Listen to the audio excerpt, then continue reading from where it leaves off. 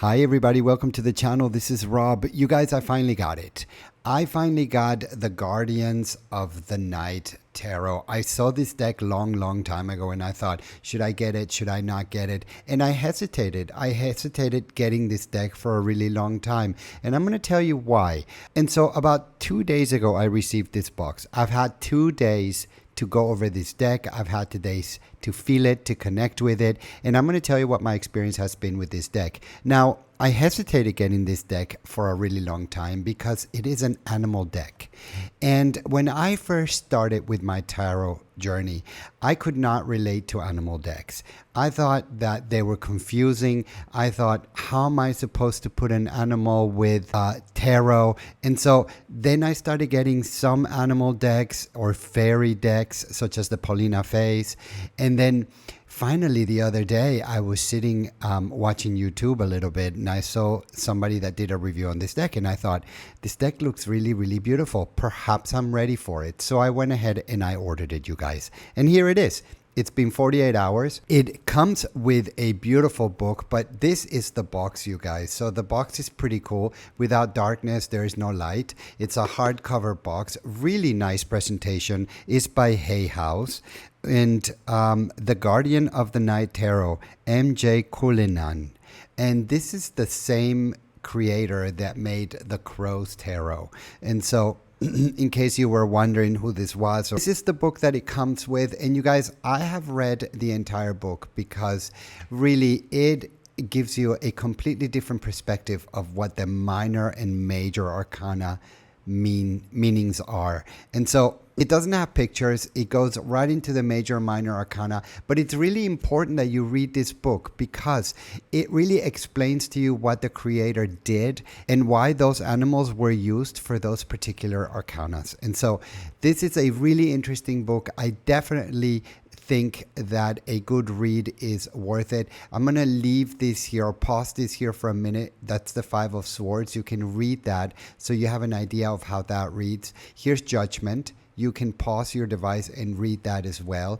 And it gives you some spreads and it gives you a brief introduction, and that's it. But this is a nice book. It has that rose petal feeling to it. And so here's a little bit, here's what the back of the book reads. And you can pause your device and read that. It gives you a little bit of information about MJ Cullinan. Pause that and take a read at that. Interesting book. This is what the back of the box reads. And pause your device and read that, you guys, because it is truly beautiful. I was reading that last night and I was really taken by it. Really wonderful. That's the inside of the box. And these are the cards, you guys. They are sort of oracle size. As you can see, they have that square look to them. And so this is the back of the deck, and they are reversible. And I'm not sure that it matters that they can that they're reversible or not. The book doesn't come with any reversed meanings. But anyway, if you like to read in reverse, you can swap the cards and read them in reverse. This is once again the back of the card, and it is really cute. The paper quality is really nice, you guys. I'm super pleased with the paper quality. It is sort of on the thick side, which I don't have a problem with it. I love thick paper.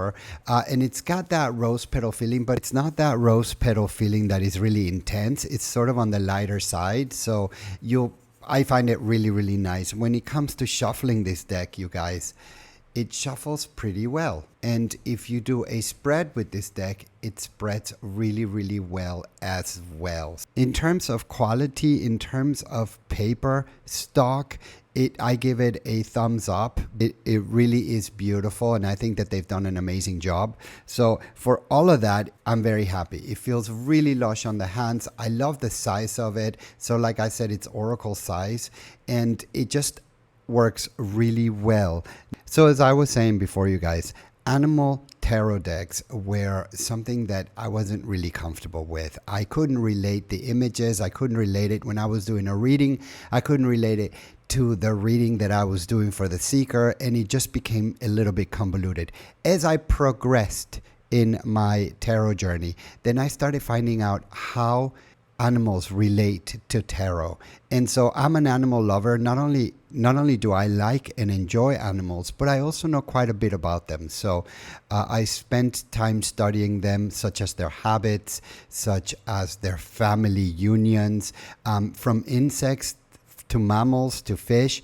I like the animal world or the animal kingdom. So that has allowed me to connect better with animal tarot decks. And getting this deck at this particular time of my life seems to be perfect. So I'm glad that I did that jump, and I'm glad that I did that because now I feel that I can actually relate to these animal decks a lot better than before. And by the way, you guys, this is the Fool, and there's a lot of symbolism there. So if you see, the wolf is stepping into a lake that is frozen, and here the lake is shattering. So there's a lot of symbolism. You need to read the book to know exactly what's going on the picture. And so this is one of those pictures that when you look at, or at least when I looked at, it wasn't real clear to me what I was seeing until I read the book. That's why I said, read the book if you get this deck, because it will be very instrumental.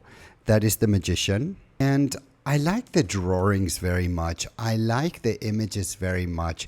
The printing on this deck is really, really nice. This is the High Priestess, and I find the bat totally appropriate for the High Priestess.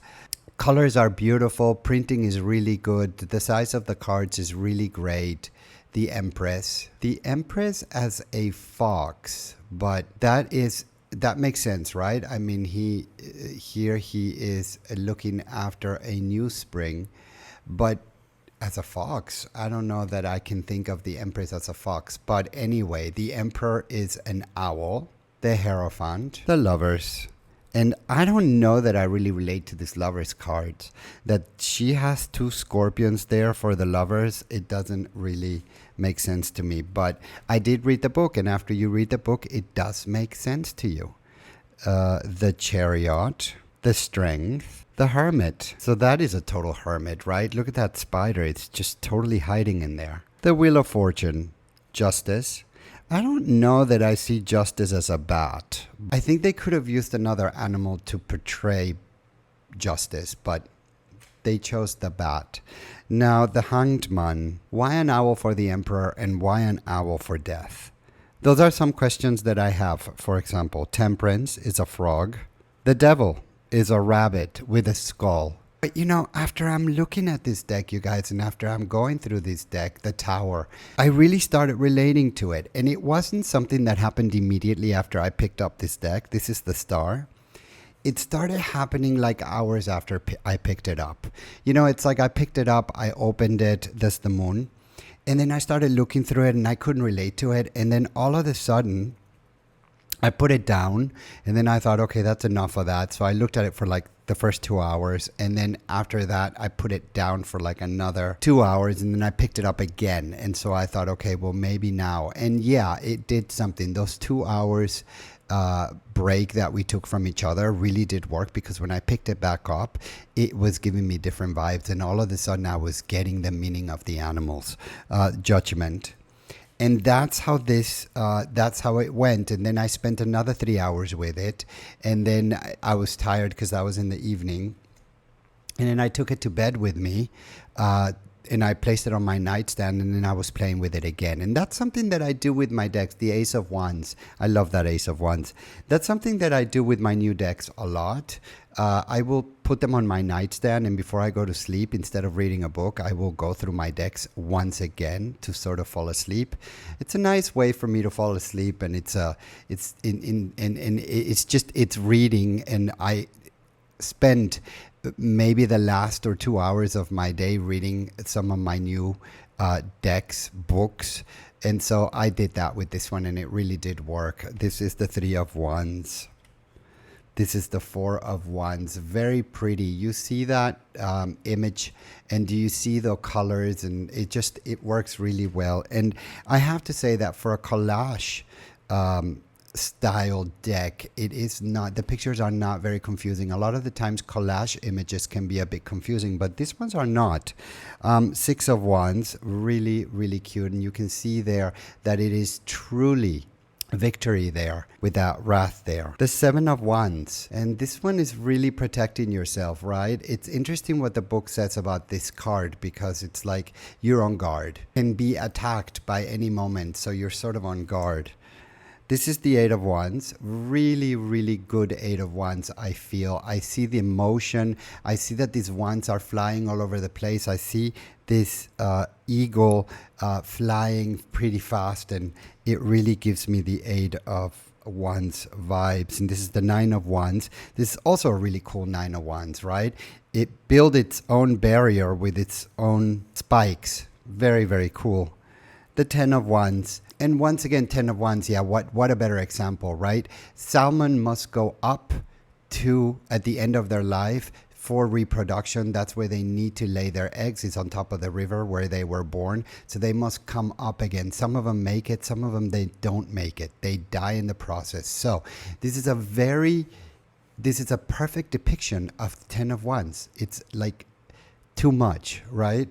And it just works perfect. This is the Page of Wands. This is the Knight of Wands. You know, I think they had sort of a little bit of a hard time with the court cards, except for this one, of course. This is the Queen of Wands. And this is very appropriate to have the lioness there as a Queen of Wands. This is the King of Wands. And of course, that is super appropriate to have him. The King of the Animal Kingdom is the King of Wands. So it's very appropriate, if you ask me. The Ace of Cups, very, very pretty Ace of Cups. Very soothing. The Two of Cups, very, very cute. I love the two elephants. And if you know anything about elephants, you know that they're very loyal. You know that they stick together. So putting elephants for the Two of Cups is absolutely brilliant. I couldn't think of a better animal for the Two of Cups. The Three of Cups, and this card is really funny. I mean, there's the possums, or the raccoons, actually, celebrating. You see them there? They're like grabbing their cups and they're going to start celebrating. This is the Four of Cups. Interesting, right? The Five of Cups, a dark card. I don't like moths. Many people like moths. I'm not a moth person, so I don't know why, but it doesn't attract me. The Six of Cups, really, really sweet. Once again, with the elephants. They chose the elephants for the Six of Cups, and I think that is very appropriate, because elephants also have an incredible memory. The Seven of Cups, the Eight of Cups, the Nine of Cups, the Ten of Cups. It's like all of the animals gathering, and it's the Ten of Cups, right? It's a conclusion. Page of Cups, the Knight of Cups, and that Knight of Cups makes total sense, you guys, that they put the swan there, right? I mean, here comes the swan. Here comes the charmer. Queen of Cups, also a great choice for the Queen of Cups to put the orca there. For the King of Cups, they put the orca as well. And that makes sense to me, because orcas live or in family pods. So that two of them are orcas, the King and the Queen, I find to be a very good idea, actually, and super relatable. This is the Ace of Swords. The Two of Swords, the Three of Swords. Look at that. Isn't that beautiful? That is the tusks of elephants, you guys. And so there's the chains there. So this card reminds me of the elephant cruelty that goes around, right? So many elephants being killed for their tusks. And so it's just heartbreaking. And so that's what this card reminds me of. The Four of Swords, right? He's totally looking for rest. The Five of Swords, the Six of Swords, the turtle, super cute. I love turtles. Seven of Swords, yeah, the panther, very appropriate for the Seven of Swords. The Eight of Swords, the Nine of Swords, the Ten of Swords. I don't know how that relates to the Ten of Swords, but I guess it does. But this is kind of weird, because what's supposed to be the baby here is a lot bigger than the actual bird. So that happens a lot in the animal world, where a bigger bird will come into the nest of a smaller bird and will place their own egg in there. So when it's born, they must take care of their chick. So this is something that happens all the time, and perhaps this is the same thing that's going on here. And Interesting, right? So Page of Swords, Knight of Swords. I love this picture. It's very Japanese looking to me. Some of these images look super Japanese to me, and this is one of them. This is the Queen of Swords. Very appropriate for the Queen of Swords. Once again, an owl. The King of Swords, also an owl. The Ace of Pentacles is also an owl. So it's all of a sudden like the owls are appearing from somewhere. And if you look at the picture on the box, this is the Queen of Swords. So this is the Ace of Pentacles. Two of Pentacles. Three of Pentacles. The Four of Pentacles. Look at, he's got the pentacles down there, and he's really taking care of them. You know, as if they're very valuable. Five of Pentacles. Six of Pentacles is the Bull. Seven of Pentacles. The Eight of Pentacles, busy, busy, busy as a bee, right? Very, very logical animal or insect to put on this card because bees are some of the most hardworking beings on this planet. The Nine of Pentacles, resting on its laurels, you guys. It's just resting. It's hibernating. All of the pentacles are there, and he's not really worried about it. The Ten of Pentacles, again bees. The Page of Pentacles, I really like the octopus for a depiction there. Really pretty deck, you guys. Really, really pretty. I'm so glad that this deck is on my collection. Knight of Pentacles, Queen of Pentacles, and the King of Pentacles. You guys, can you tell me if you have this deck? Do you like it? Do you work with animal decks a lot? Please let me know if you do. I am always looking to hear what you have to say about these decks and what your experience has been with these animal decks. I don't have many of them. This is, I think, number 3 or number 4 animal deck that I have. And so I'm really excited about it. And I have to say, I am so glad that this deck is in my collection, you guys. I am pleased, and this really makes me happy because there's so many times I order decks and I am not satisfied with them, but I have to say that this deck has been very satisfying. I have to say that so far I'm really happy with this deck. I didn't pay a lot of money for this deck. It is available on Amazon, at least in the location where I am. And so if you're interested in getting this deck, look for it. You can find it online fairly easy. And you guys, thank you for watching. Don't forget to subscribe to the channel. And as I always say, until the next time.